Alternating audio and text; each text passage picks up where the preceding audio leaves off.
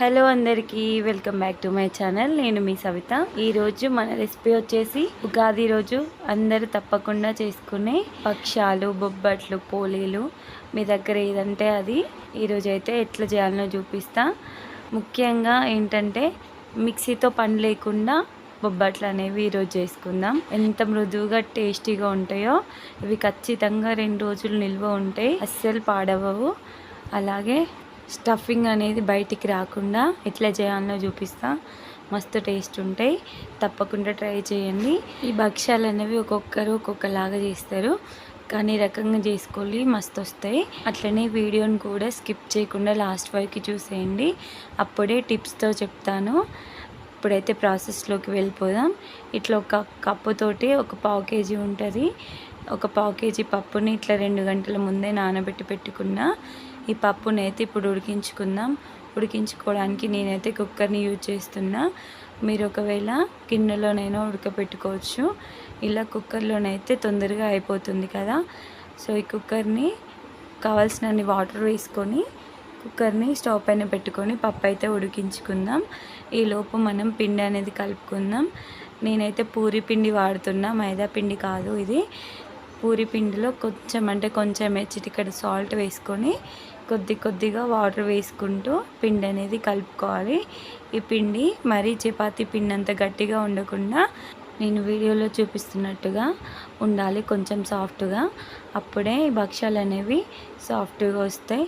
ఇట్లా వాటర్ అనేవి వేసుకుంటూ సాఫ్ట్గా కలుపుకున్న తర్వాత ఇట్లా కొంచెం ఆయిల్ వేసుకొని మొత్తాన్ని కలుపుకొని పెట్టుకోవాలి. అప్పుడే భక్ష్యాలు అనేవి సాఫ్ట్నెస్ వస్తుంది. ఆయిల్ అనేది ఎక్కువనే పడుతుంది భక్ష్యాలకి, లేదంటే మీరు నెయ్యిని కూడా యూజ్ చేయొచ్చు ఇష్టం ఉంటే. ఇట్లా కలుపుకొని ఒక 1/2 అవర్ పాటు పక్కకు పెట్టు.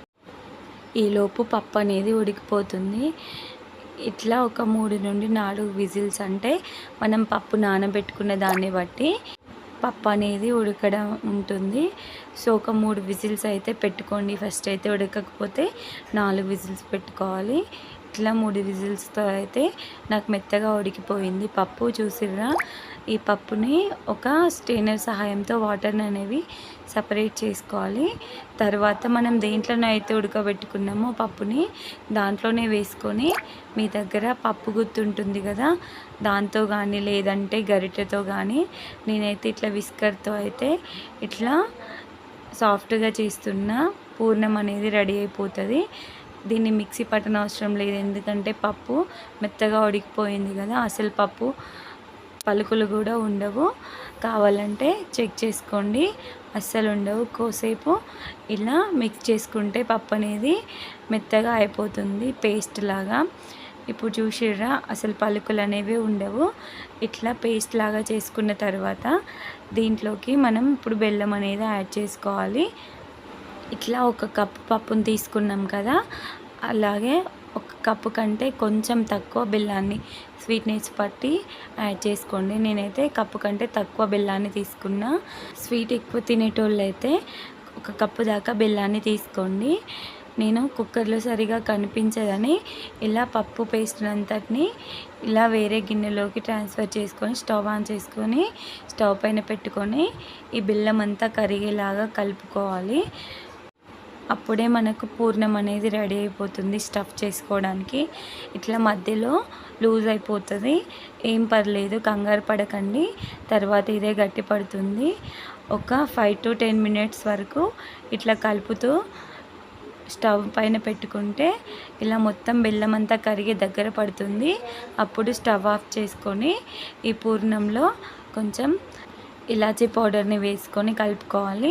ఆ తర్వాత దీన్ని చల్లార్చుకోవాలి ఒక 1 అవర్ పాటు. 1 అవర్ పాటు చల్లార్చుకుంటే దగ్గరగా అయ్యి ఇట్లా చల్లారి మన పూర్ణం అనేది రెడీ అయిపోతుంది. ఇప్పుడు స్టఫ్ చేసుకోవడానికి ఈజీగా ఉంటుంది. మంచిగా స్టఫింగ్ అనేది రెడీ అయిపోయినట్టే. ఈ పూర్ణాన్ని మనం అనువుగా ఉండే విధంగా ఎంత వీలైతే అంత ముద్దలు చేసుకొని పక్కకు పెట్టుకోవాలి. ఆ తర్వాత ఇట్లా కవర్స్ని ఇట్లా రౌండ్గా కట్ చేసుకొని తీసుకోవాలి. ఇప్పుడు వీటిపైననే మనం ఈ భక్ష్యాలు అనేవి చేసుకుంటాం. ఆ తర్వాత పిండి చూసారా ఎంత సాఫ్ట్గా అయిపోయిందో. పిండి ఎంతైతే తీసుకుంటామో ఈ పూర్ణాన్ని కూడా అంతే తీసుకోవాలి. ఆ పిండి ముద్దలోకి ఇప్పుడు పూర్ణం అనేది స్టఫ్ చేద్దాం. ముందుగానైతే ఇట్లా కవర్కి ఆయిల్ అనేది స్ప్రెడ్ చేసుకొని ఈ పిండి ముద్దను ఆ కవర్ పైన పెట్టుకొని కొంచెం ఒత్తుకోవాలి. ఒత్తుకున్న తర్వాత దీనిలోకి ఇప్పుడు పూర్ణం అనేది స్టఫ్ చేసుకుందాం. ఇట్లా పూర్ణాన్ని పెట్టుకొని చుట్టూ ఉన్న పిండిని ఇట్లా దానిపైన పూర్ణం పైనకి క్లోజ్ చేసుకోవాలి. అంతే, మన పూర్ణం అనేది స్టఫ్ చేసుకోవడం అయిపోయింది. ఇప్పుడు మనం భక్ష్యాన్ని ఒత్తుకుందాం. ఇట్లా కొంచెం ప్రెస్ చేసిన తర్వాత దీనిపైన కొంచెం ఆయిల్ అనేది వేసుకొని పైన ఇంకొక వేరే కవర్ను పెట్టుకొని మన భక్ష్యం అనేది చేసుకోవాలి. నేనైతే చేయితోనే చేస్తున్నా, ఒక 3 రకాలుగా చూపిస్తా. ఇప్పుడైతే చేయితోనే చేస్తున్నా. ఇట్లా చుట్టూ మందం అనేది రాకుండా ఇట్లా సాఫ్ట్గా పల్చగా వచ్చేటట్టు చేయితోనే ఒత్తుకోవాలి. చూసారా ఎంత పల్చగా ఉంటుందో, పల్చగా వస్తుంది. అట్లనే స్టఫ్ అనేది కొంచెం బయటకు వచ్చినా ఏం పర్లేదు, మంచిగానే ఉంటుంది. బయటకు వచ్చిన దగ్గర మన పెనం పైన వేసినప్పుడు ఒక లేయర్ లాగా ఫామ్ అయ్యి అది కూడా కాలుతుంది. పెనానికి ఏమాత్రం అంటుకోదు. సో భయపడాల్సిన పని లేదు. సాఫ్ట్గా అట్లనే పల్చగా కూడా చేసుకోవచ్చు. చూసిరా ఎంత పల్చగా వచ్చిందో. ఇది ఒక రకంగా చేసుకోవచ్చు. ఇట్లనే ట్రై చేయాలి. మీరు ఎప్పుడు చేసినా కూడా మస్తు ఉంటాయి. చూసిరా ఎంత పల్చగా ఉందో. దీన్ని ఇప్పుడు కాల్చుకోవాలి. ఇంకొక రకంగా భక్ష్యాన్ని ఎట్లా చేయాలో చూపిస్తా. మనం ఇట్లా ఒక పిండి ముద్దను తీసుకొని దానిలోకి ఇట్లా చుట్టూ క్లోజ్ చేసుకుంటూ వచ్చి పైన పిండిని, ఎక్స్ట్రా ఉన్న పిండిని తీసేసి ఇట్లా కూడా పూర్ణం అనేది స్టఫ్ చేసుకోవచ్చు. ఆ తర్వాత దీనిపైన ఒక కవర్ని, అదే ఆయిల్ వేసి ఇంత ముందులాగా కవర్ని వేసి మనం చపాతీలు చేసే కోల ఉంటుంది కదా, దాంతో కూడా చేసుకోవచ్చు. దీంతో కూడా చాలా సాఫ్ట్గా అట్లనే పల్చగా వస్తాయి. సో ఇట్లా కూడా చేసుకోండి. అట్లా చేయడం ఇబ్బందిగా ఉంటే ఎట్లా చేసినా కూడా మంచిగానే వస్తాయి. ఎందుకంటే మనం పిండి కలుపుకోవడంలో అలాగే పూర్ణాన్ని ప్రిపేర్ చేసుకోవడంలో మాత్రమే ఉంటుంది ఈ భక్ష్యాల టేస్ట్ అండ్ టెక్స్చర్ అనేది. సో ఇట్లా కోలతో చేసుకున్న తర్వాత ఇది కూడా పల్చగా వచ్చింది చూసిరా. ఇట్లా పూర్ణం బయటకు వచ్చినా పర్లేదు. తర్వాత ఇట్లా స్టవ్ పైన పెనాన్ని పెట్టుకొని ఆయిల్ వేసుకొని డైరెక్ట్గా చేతితో తీసి వేసుకొని రెండు వైపులా నూనె కానీ లేదంటే మీకు ఇష్టమైతే నెయ్యి కానీ వేసుకొని కాల్చుకోవచ్చు. నేనైతే కొన్ని నెయ్యి కొన్ని ఆయిల్ వేసి కాల్చుకున్నాను. ఇట్లా రెండు వైపులా మంచి కలర్ వచ్చేలాగా కాల్చుకుంటే మన భక్ష్యాలు అనేవి రెడీ అయిపోతాయి. అట్లనే ఇంకో ప్రాసెస్ కూడా చెప్పాలి మీకు. ఇట్లా డైరెక్ట్గా మనం రొట్టె చేస్తాం కదా, అట్లా ఆయిల్ రాసుకొని చేతితో కూడా ఇట్లా స్ప్రెడ్ చేసుకోవచ్చు. ఇట్లయితే ఇంకా ఈజీగా ఉంటాయి. ఆ ప్రాసెస్లో కూడా ఈజీగానే ఉంటాయి. మీకు ఏ ప్రాసెస్ నచ్చితే ఆ ప్రాసెస్లో ట్రై చేయండి. అంతే, మన టేస్టీ భక్ష్యాలు, బొబ్బట్లు, పోలీలు రెడీ అయినట్టే. నా వీడియో కనుక మీకు నచ్చినట్లయితే నా వీడియోని లైక్ చేయండి, షేర్ చేయండి, కామెంట్ చేయండి.